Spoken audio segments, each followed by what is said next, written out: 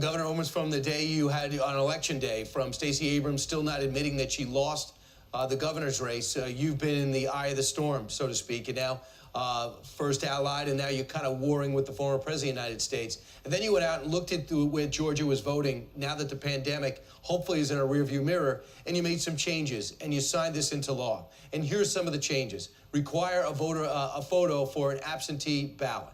Limit time to request absentee ballots. Ballot drop boxes locations, you can have one per county unless the county's really big. Replace the Secretary of State as election board chair with an appointee. Allow election boards to replace election officials in underperforming counties. Reduce the runoff election time. And bars outside groups from handing out food or water in line. First off, on that last one, you can get refreshments, you just don't want political organizations to hand them out. It's up to the precincts to do it if they want to do it, correct? Yeah, that's outrageous what people are saying. And the political groups and others, nonprofits, whoever, can still do that, Brian, if they're outside the 150-foot buffer around the polling location or 25 feet from the end of the line. So it's not like you still can't do those things. We're just trying to keep voters from being harassed and electioneered while they're standing in line preparing to vote. We've had laws like that, and most states have around the country for years.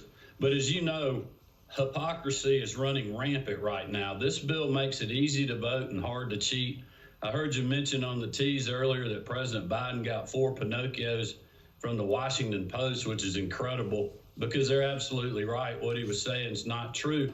And even more hypocrisy was Stacey Abrams celebrating New Jersey expanding to 9 days of early voting when her own state of Georgia has 17, and we just added more opportunities on the weekend. So right. They're being mistruthful about what the bill does. Right, but they're out communicating you because you have the facts on your side, it seems, and even the Washington Post picked that out. First off, the accusation from among people, the President of the United States, on the whole water thing as well as other things. Listen.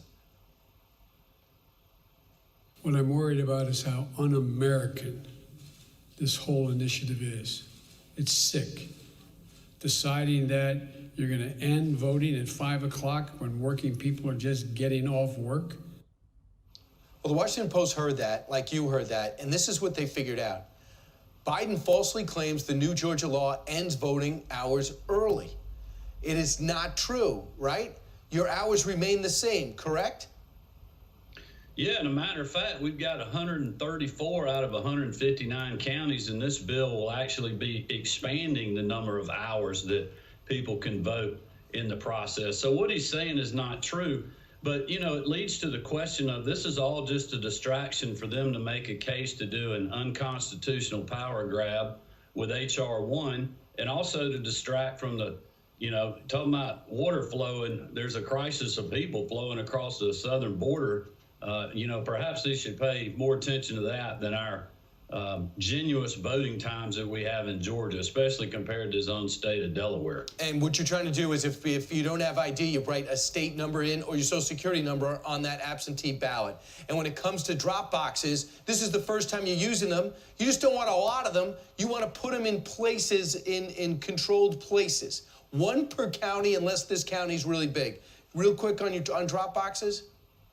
Yeah, the other side's saying we're taking that away. There's actually counties that didn't have drop boxes. This legislation requires every county to have one. So what they're saying, again, is not true. So, Governor, if they're calling you racist and they're saying you're trying to not lock out, you're trying to stop people from voting, and they're saying minorities shouldn't vote, you have to have your communication out team if you feel you have the facts, and it seems you do, on your side every day, because it's relentless. And again, they're putting Georgia in the boycott eye of the storm. Major League Baseball is pressuring to get their All-Star game out. The PGA is getting pressured to move out the Masters, major corporations. So it's up to you to save them by communicating what you're doing. Did 11 interviews yesterday, getting an early start today. We're pushing it hard to get the truth out there, and the truth wins in the end, as you know. Absolutely. Governor, thanks so much.